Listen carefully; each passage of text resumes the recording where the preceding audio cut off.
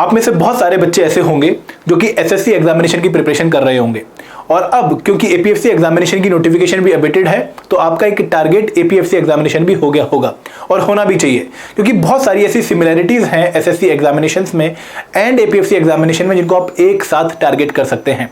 दोस्तों welcome to this video. इस video में मैं आपको बताऊंगा कि अगर आप ऑलरेडी एक एसएससी एस्पिरेंट हैं तो आपको किस तरीके से एपीएफसी एग्जामिनेशन के लिए प्रिपेयर करना चाहिए। और सबसे खास बात जो आपको इनिशियली ध्यान रखनी है कि आप लोगों को एपीएफसी के जो पेपर हैं पीवाईक्यूज वो डाउनलोड कर लेने हैं, क्योंकि ये हमारी प्रिपरेशन में एक बहुत बड़ा हथियार बनने वाला है। तो 2002, 2004, 2012 एंड 2015 जब एपीएफसी एग्जामिनेशन हुआ है उनके पीवाईक्यूज हम आपको फ्री में डाउनलोड करने को दे रहे हैं। लिंक डिस्क्रिप्शन बॉक्स में दिया गया है, अभी जाकर उनको डाउनलोड कर लीजिए और उनको यूज करिएगा अपनी प्रिपरेशन में। ठीक है दोस्तों, जब मैं एसएससी एग्जामिनेशन की बात करता हूं तो एसएससी एग्जामिनेशन में बहुत सारे डिफरेंट एग्जामिनेशन आते हैं। हम बात करते हैं सीजीएल की, सीएचएसएल की, एमटीएस की, जीडी की, सीपीओ की, तो मल्टीपल एग्जामिनेशन है। तो सबसे पहले अगर आप एपीएफसी एग्जामिनेशन को प्रिपेयर करना चाहते हैं तो पहले अपना एक गोल एसएससी एग्जामिनेशन में फिक्स कर लीजिए कि मैं एसएससी में किस पर्टिकुलर पोस्ट को टारगेट करने वाला हूं। क्या मैं सीजीएल का कैंडिडेट हूं, या मैं सीएचएसएल का कैंडिडेट हूं, या मैं एमटीएस का कैंडिडेट हूं। तो एक डायरेक्शन आपको डिसाइड करनी पड़ेगी। अब ये डायरेक्शन क्यों जरूरी है, क्योंकि दोस्तों एसएससी के भी डिफरेंट एग्जामिनेशन का लेवल सेम नहीं होता है। सीजीएल का लेवल सबसे ऊपर है, देन सीएचएसएल आता है, देन एमटीएस आता है, तो सबका लेवल डिफरेंट है और उस लेवल के हिसाब से आपको एपीएफसी के लिए अपना लेवल वेरी करना पड़ेगा। तो यहां पर सबसे पहले अपना एक गोल फिक्स कर लीजिए कि मैं एसएससी में क्या करने वाला हूं, एसएससी में मेरा मेन एम क्या है, और उस हिसाब से आप उस एग्जामिनेशन की प्रिपरेशन करिए। अब जब मैं बात करूं एक कॉमन पैटर्न की, देखिए एसएससी के भी डिफरेंट एग्जामिनेशन में बहुत सारे डिफरेंट कंपोनेंट्स देखने को मिलते हैं, लेकिन कुछ कंपोनेंट्स यूनिक हैं थ्रू आउट द पेपर्स। ठीक है, तो एसएससी में हम जनरल अवेयरनेस पढ़ते हैं, जनरल इंटेलिजेंस एंड रीजनिंग पढ़ते हैं, जनरल इंग्लिश पढ़ते हैं एंड हमारा एक क्वांटिटेटिव एप्टीट्यूड पढ़ते हैं फॉर दी टीयर 1 एग्जामिनेशन, और यहाँ पर टीयर 2 में भी उसका यूज होता है। तो अगर मैं एपीएफसी एग्जामिनेशन की बात करूँ तो एपीएफसी एग्जामिनेशन में इनमें से रीजनिंग कंपोनेंट को अगर हम छोड़ दें तो बाकी तीनों कंपोनेंट एज सच यूटिलाइज होते हैं। तो आप लोग ऑलरेडी कुछ प्रिपरेशन कर चुके हैं और बहुत इफेक्टिवली कर चुके हैं, जिनका आपको एपीएफसी में डेफिनेटली एक एडवांटेज मिलने वाला है। अगर मैं बात करूँ कि कौन कौन से कंपोनेंट्स आप लोगों ने प्रिपेयर कर लिए हैं, कहां कहां आपका सिलेबस ओवरलैप हो रहा है, तो Indian polity and governance, Indian economy, geography, general science, freedom movement, Indian culture, ये कहीं ना कहीं आपने जनरल अवेयरनेस वाला जो कंपोनेंट है जहां से आपके 25 क्वेश्चन आते हैं वहां पे प्रिपेयर किए हैं। अब भी बताता हूं कि आप लोगों को लग रहा होगा कि सर मैंने उस लेवल के प्रिपेयर नहीं किए, यूपीएससी लेवल के प्रिपेयर नहीं किए, तो मैं आपको अप्रोच भी बताऊंगा, लेकिन आप लोगों ने कहीं ना कहीं अपने जो फंडामेंटल है, एक बार जो बेसिक अंडरस्टैंडिंग है वो डेवलप कर ली है। अब उस पर थोड़ा काम करने की जरूरत है फॉर दी एपीएफसी एग्जामिनेशन, और वो काम कैसे करना है ये आने वाली स्लाइड में आपको और क्लियर हो जाएगा। ठीक है, उसका general mental ability, current affair और जनरल इंग्लिश, ये 3 सेक्शन ऐसे हैं जहां पर आप लोगों की जो पकड़ है वो बाकी कैंडिडेट से बहुत ज्यादा है। अगर एक एस्पिरेंट यूपीएससी की प्रिपरेशन कर रहा है या फिर एक बिगिनर है, उन सबसे आप आगे हो, क्योंकि general English and general mental ability आपकी कहीं ना कहीं बहुत स्ट्रांग होती है as compare to other candidates, क्योंकि एसएससी में वो एक बहुत बड़ा पेन पॉइंट है और आप काफी अच्छे तरीके से उनके लिए प्रिपेयर करते हो।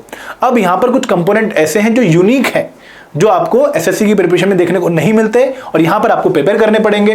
For example accounts, auditing, insurance, statistic, industrial relation, labour law and computer application. कुछ पेपर ऐसे होते हैं एसएससी में जहां पर अगेन टीयर 3 में स्टेट का पेपर होता है, लेकिन सारे एग्जामिनेशन ऐसे नहीं होते हैं, तो स्टेट कुछ ही बच्चे प्रिपेयर कर पाते हैं। अब दोस्तों यहां पर सबसे पहले आपको आइडिया लग गया कि मैंने क्या क्या प्रिपेयर कर रखा है और मुझे क्या क्या प्रिपेयर करना है एडिशनल। अब कैसे प्रिपेयर करना है, दिस इज वेरी इंपॉर्टेंट, ध्यान से सुन लीजिए। कुछ कंपोनेंट मैंने आपको बताया कि आप लोगों ने ऑलरेडी प्रिपेयर कर रखे हैं, ठीक है, जिसमें मैंने आपको लिस्ट बना के दिखाई कि ये कंपोनेंट्स आपने प्रिपेयर कर रखे हैं, लेकिन दोस्तों यहां पर इनको प्रिपेयर करते टाइम आपकी अप्रोच बिल्कुल डिफरेंट थी।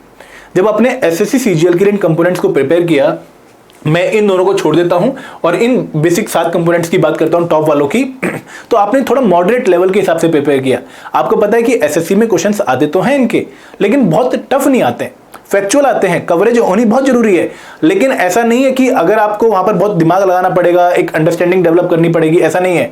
आर्टिकल्स के ऊपर क्वेश्चन आता है, ठीक है, हिस्ट्री का स्ट्रेट फॉरवर्ड क्वेश्चन आता है, बट थोड़ी कवरेज वाइड होती है कि कहीं से भी क्वेश्चन पूछ सकते हैं, बट ऐसा नहीं है कि यूपीएससी लेवल का क्वेश्चन आता है। तो आप जब इसको पढ़ते हैं तो आप स्टैंडर्ड सोर्सेज फॉलो नहीं करते हैं, आप ल्यूसेंट बुक फॉलो कर लेते हैं, अरिहंत की बुक फॉलो कर लेते हैं, या और कोई प्रिस्क्राइब्ड बुक फॉलो कर लेते हैं, जहां पर आपको जल्दी में समराइज्ड वे में, क्रिस्प मैनर में अच्छे क्वालिटी मटेरियल मिल जाए और प्रैक्टिस क्वेश्चंस काफ़ी ज़्यादा मिल जाएं जिनको आप पेपर में यूटिलाइज कर पाओ। और पेपर का अगर हम लेवल भी देखें तो जनरल स्टडीज़ के जो क्वेश्चन आते हैं, बेसिकली जनरल अवेयरनेस कह लो, वहाँ पर वो पेपर बहुत फैक्चुअल आता है, ठीक है। तो यहाँ पर आपकी जो इन सब्जेक्ट्स की ओरिएंटेशन है वो टोटली डिफरेंट है for the assessee examination. Content वही है, आप इंडियन पॉलिटी में अगर फंडामेंटल राइट्स पढ़ के आ रहे हो तो आगे भी आप उन्हीं को यूज करोगे, लेकिन वहां पर आपने आर्टिकल्स पे ध्यान दिया है, ठीक है। आप डेप्थ में नहीं गए हो कि किसी रूल ऑफ लॉ का पूरा एक आपने नेटिग्रिटी नहीं कंप्लीट किया है। तो अब यहां पर आपको अप्रोच चेंज करनी पड़ेगी। कुछ कंपोनेंट आपने प्रिपेयर कर लिए हैं, कुछ कंपोनेंट आपको एक्स्ट्रा प्रिपेयर करने हैं। तो आपको अकाउंटिंग एंड ऑडिटिंग प्रिपेयर करना है, IR and labour law prepare करना है, social security, basics of computer application, stat prepare करना है। तो यहां पर आप लोगों को फ्रेश स्टार्ट करनी पड़ेगी। फ्रेश स्टार्ट का मतलब क्या है कि यहां पर आप एक बिगिनर हो जिनको इन पर्टिकुलर कंपोनेंट्स का कोई भी आइडिया नहीं है, तो आप लोगों को यहां पर डिटेल्ड स्ट्रेटेजी इनकी फॉलो करनी पड़ेगी। सबसे पहले आपको क्या डिसाइड करना पड़ेगा कि इनके सिलेबस के बारे में क्लैरिटी हमको हो कि डिकोडेड सिलेबस क्या है, कि sir in accountancy and auditing में हमें कौन कौन से चैप्टर्स प्रिपेयर करने हैं, किस तरीके की हमारी ओरिएंटेशन होनी चाहिए, और सबसे खास बात कि सर प्रिपेयर कहां से करने हैं। तो यहां पर इन सब्जेक्ट्स के बारे में आपको as a beginner preparation start करनी है। और अगेन हमारी बहुत सारी वीडियोस हैं जहां पर हमने बता रखा है कि इन कंपोनेंट्स को आपको कैसे प्रिपेयर करना है, आप वो वीडियोस पक्का देखिएगा। लेकिन यहां पर अगेन मैं आपको एक बात इनिशियली बता दूं कि अगर आप बिगिनर मान के चलेंगे तो ज़्यादा बेहतर भी रहेगा, और एक टाइम होता है इसको प्रिपेयर करने का। तो अगर आप 2 से 3 महीने लगातार दे दें विद 3 आवर्स डेली, तो आपके 5 कंपोनेंट जो कि एग्जामिनेशन के लिए बहुत इंपॉर्टेंट है, एपीएफसी के लिए, वो बहुत अच्छे तरीके से प्रिपेयर हो जाएंगे। इनको मिस नहीं करना है, छोड़ना बिल्कुल भी नहीं है। आप में से बहुत सारे बच्चे सोच रहे होंगे कि यार इन कंपोनेंट से हार्डली 30 क्वेश्चन आते हैं, अगर छोड़ भी दे तो क्या परेशानी आने वाली है। दोस्तों ये 30 क्वेश्चन आपके सिलेक्शन में बहुत बड़ा रोल प्ले कर सकते हैं, क्योंकि डिफिकल्ट पेपर नहीं आता इन कंपोनेंट से। एवरेज लेवल का प्रिपरेशन अगर आपने कर रखा है तो इन 30 क्वेश्चंस में से आप इजीली 20+ क्वेश्चंस आंसर कर सकते हो, और मैं काफी कन्विक्शन के साथ कह रहा हूं। अब आपको करना क्या है कि देखो, जो आपने ऑलरेडी कंपोनेंट्स पढ़ लिए हैं, आपने Indian polity, Indian geography, modern history components पढ़ लिए हैं, इनको आपने पर्सपेक्टिव कौन सा था आपने पढ़ने का, एसएससी वाला। अब आपको डिफरेंट अप्रोच से इनको पढ़ना पड़ेगा। लेकिन डिफरेंट अप्रोच जानने के लिए भी कुछ औजार हो जाना चाहिए कि हमें अब अप्रोच क्या रखनी पड़ेगी। अभी तक तो आपने एसएससी के पीवाईक्यूज देखे, उसके हिसाब से एसएससी की प्रिपरेशन करी, लेकिन अब आपको जब एपीएफसी की प्रिपरेशन करनी है तो आपको एपीएफसी के पीवाईक्यूज देखने पड़ेंगे। तो दोस्तों सबसे पहले 4 जो पीवाईक्यूज मैं आपको इनिशियली बता रहा हूं वो आप डाउनलोड करके एक बार उनको एनालाइज करो। आप देखो कि यार उसमें इंडियन पॉलिटी का क्वेश्चन कैसे पूछ रहे हैं, उसमें मॉडर्न हिस्ट्री का क्वेश्चन कैसा आ रहा है, कल्चर का क्वेश्चन कैसा आ रहा है, इकोनॉमी का क्वेश्चन कैसा आ रहा है। तो ये चीजें जाननी बहुत जरूरी है कि भाई एपीएफसी एग्जामिनेशन की रिक्वायरमेंट क्या है। और जब आप वो रिक्वायरमेंट देखोगे तो आपको अपनी अप्रोच चेंज करनी पड़ेगी। आपका जो अब मेथड ऑफ प्रिपरेशन होगा वो आपका बदल जाएगा। यहां पर आप देखोगे, देखो एसएससी में जो क्वेश्चंस थे वो कहीं ना कहीं थोड़े सिंपल आपको लगेंगे अब जब आप एपीएफसी का पेपर देख लोगे। यहां पर पेपर का लेवल थोड़ा सा टफ है एज कंपेयर टू एसएससी। उसके बाद करंट अफेयर्स की जो इन डेप्थ कवरेज है वो आपको ज्यादा करनी पड़ेगी। वहां पर स्ट्रेट फॉरवर्ड क्वेश्चन आता है, यहां पर करंट अफेयर के ऊपर कई बार एक स्टेटमेंट बेस्ड क्वेश्चन आ जाता है, तो यहां पर अच्छी तरीके से उसको प्रिपेयर करना पड़ेगा। तीसरी बात कि जनरल स्टडीज का पेपर जो यहां पर है वो काफी कंसेप्चुअल है, मतलब सिर्फ फैक्ट्स अगर पता है तो भी आपके पेपर की रिक्वायरमेंट मीट नहीं हो रही है, आपको अंडरस्टैंडिंग डेवलप होनी चाहिए।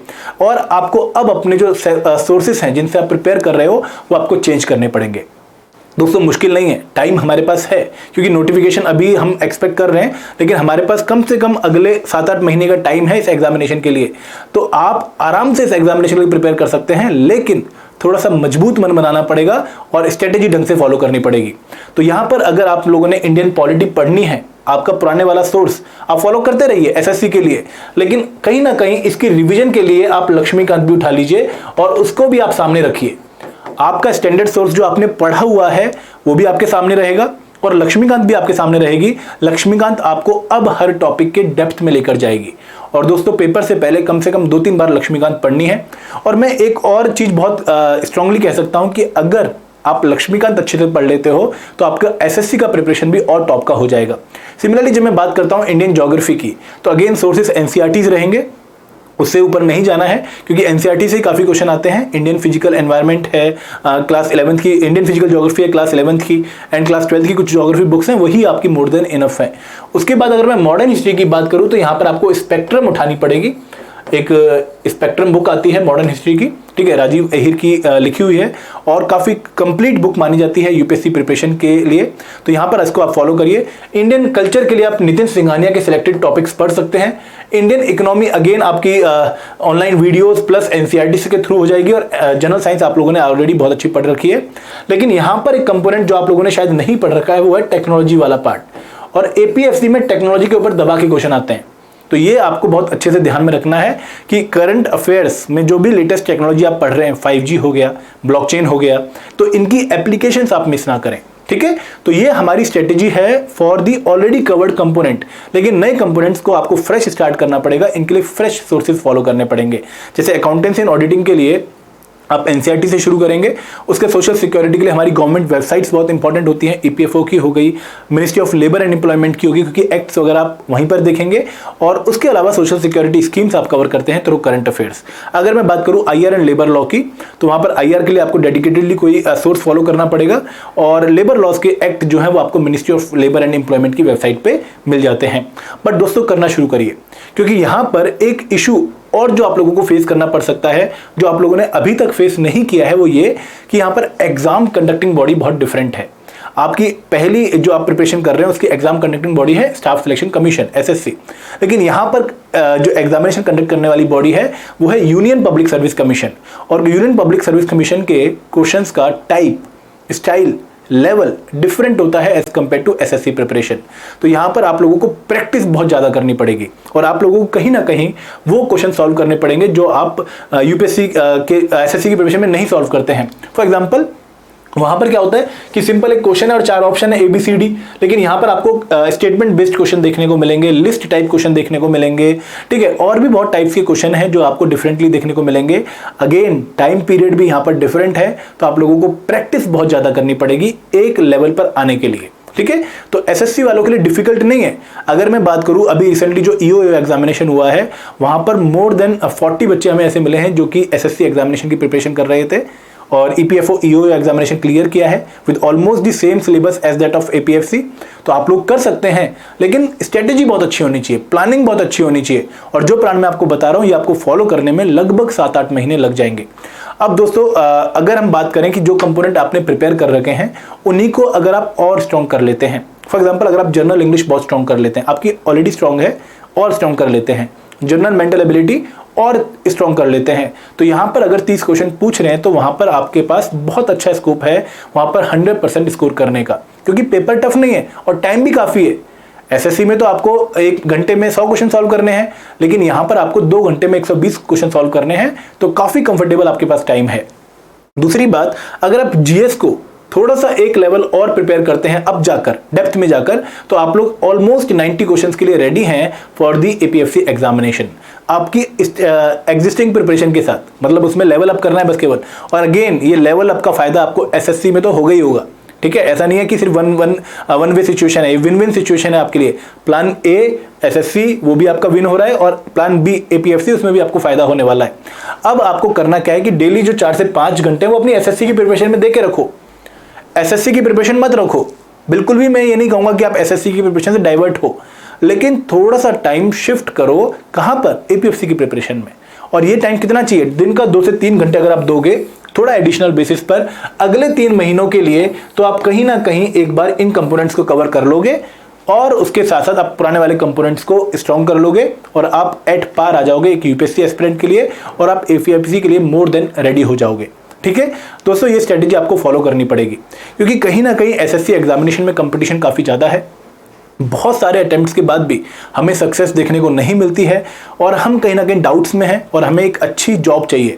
और एपीएफसी के बारे में अगर मैं आपको बताऊं तो एपीएफसी एक बहुत अच्छी जॉब अपॉर्चुनिटी है आप सबके लिए, क्योंकि एपीएफसी में जो वर्क एनवायरनमेंट है काफ़ी अच्छा है, पावर काफ़ी अच्छी है, एंड एसएससी से थोड़ी ऊपर लेवल की पोस्ट मानी जाती है। गैजेटेड ऑफिसर पोस्ट है, क्लास ए लेवल की, लेवल 10 पोस्ट है, ग्रेड पे काफ़ी तगड़ी है, और आप डायरेक्टली एक ऐसी पोस्ट पे पहुंचते हैं जहां पर आपके पास फील्ड रिस्पॉन्सिबिलिटी है और एडमिनिस्ट्रेटिव रिस्पॉन्सिबिलिटी भी है। और अगर आप बात करो किसी एपीएफसी ऑफिसर से, तो आपको लगेगा कि यार बहुत अच्छा मेंटल पीस है, क्योंकि वर्क सेटिस्फेक्शन काफ़ी ज़्यादा है, आप लोगों के पास वैरायटी ऑफ फील्ड्स हैं काम करने के, और आप यहाँ पर खुद का जो पब्लिक सर्विस वाला एजेंडा है उसको भी अच्छे से प्रमोट कर सकते हो। और अगेन अगर आप एसएससी में भी जाते हो तो कई बार आप सोचते हो कि यार इस लेवल से और ऊपर जाएं, थोड़ी और मेहनत करें, कोई और एग्जाम टारगेट करें, तो दोस्तों उनमें से एक एग्जामिनेशन आपका एपीएफसी है, क्योंकि यहाँ पर आप लोगों के पास बहुत अच्छी अपॉर्चुनिटी है अपने आप को प्रूव करने की। ठीक है, तो ये था मेरी तरफ से एक वीडियो जहां पर मैं आपको स्ट्रेटेजी बता रहा हूं। और दोस्तों मैं एक वर्कशॉप कंडक्ट कर रहा हूं लाइव, आप उसका पार्ट बन सकते हैं, जहां पर 3 घंटे में मैं आपको कंप्लीट स्ट्रेटेजी बताने वाला हूं, स्टेप बाय स्टेप, जो आप फॉलो कर सकते हैं अपनी एपीएफसी की प्रिपरेशन में। और दोस्तों ये 3 घंटे का वर्कशॉप 300 घंटे की ऑनलाइन सर्फिंग या ऑनलाइन सर्चिंग से बेटर है। ठीक है, और इसके साथ साथ अगर आप किसी कोर्स का हिस्सा बनना चाहते हो, एक कोर्स के थ्रू प्रिपरेशन करना चाहते हो, तो हमने आप लोगों के लिए 3 डेडिकेटेड कोर्स लॉन्च कर रखे हैं फॉर दी एपीएफसी एग्जामिनेशन। सबसे पहले है मास्टर पैक कंप्लीट कोर्स, जहां पर end to end syllabus cover किया गया है with handouts, videos and chapter wise quiz. Second है टेस्ट सीरीज प्लस, जहां पर हमने 8000 प्लस एमसीक्यूज दिए हैं, प्लस कंप्लीट कोर्स दिया है accountancy, auditing, IR and labour law and social security का। एंड थर्ड जो है वो है टेस्ट सीरीज, जहां पर सिर्फ टेस्ट मिले हैं, 8000 प्लस क्वेश्चंस हैं। और दोस्तों इनके लिए अगर आपने देखना है इनका डिटेल या एक ऑसम ऑफर के बारे में आपने देखना है, तो लिंक डिस्क्रिप्शन बॉक्स में है, आप वहां पर जाकर इन कोर्सेज के बारे में और इन्फॉर्मेशन गैदर कर सकते हैं। और बहुत एक्साइटिंग ऑफर अभी आप लोगों के लिए चल भी रहा है, तो वो भी पक्का देखिएगा। तो this video is all for you regarding your SSC preparation and the APFC preparation. I hope कि आप लोगों को पसंद आई होगी। Do share this video and do like this video. Thank you very much. जय हिंद, जय भारत।